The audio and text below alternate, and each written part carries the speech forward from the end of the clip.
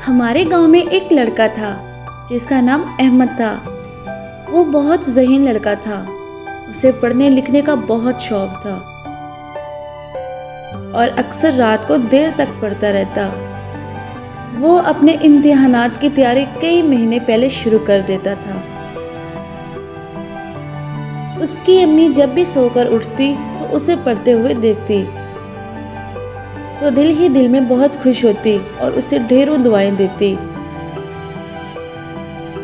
अहमद की अम्मी खुश होकर अहमद को बहुत प्यार किया करती थी।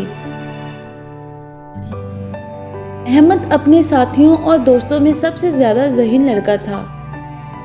अहमद का एक बहुत अच्छा दोस्त भी था जिसका नाम आमिर था। वो अहमद की क्लास में कुछ अरसे पहले दाखिल हुआ था।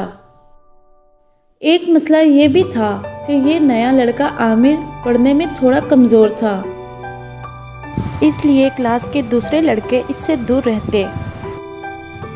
वो आमिर से दोस्ती करना नहीं पसंद करते थे और हमेशा इसे अपने साथ बैठने नहीं दिया करते थे। दूसरी तरफ अहमद था जिसने आमिर से न सिर्फ दोस्ती की बल्कि बड़ी खुशदिली से पढ़ाई में इसकी मदद भी करता था। आमिर अब अक्सर अहमद के घर जाकर वहां देर तक पढ़ता रहता।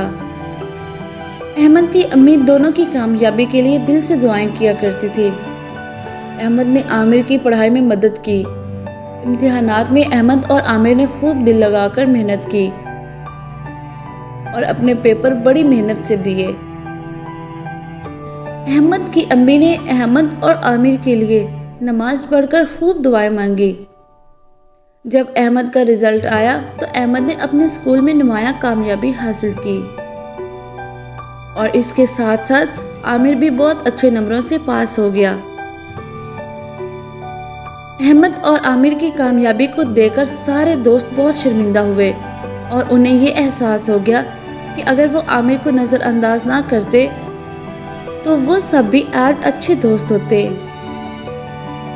सब ने अहमद और आमिर से माफ़ी मांगी और सब अच्छे दोस्त बन गए।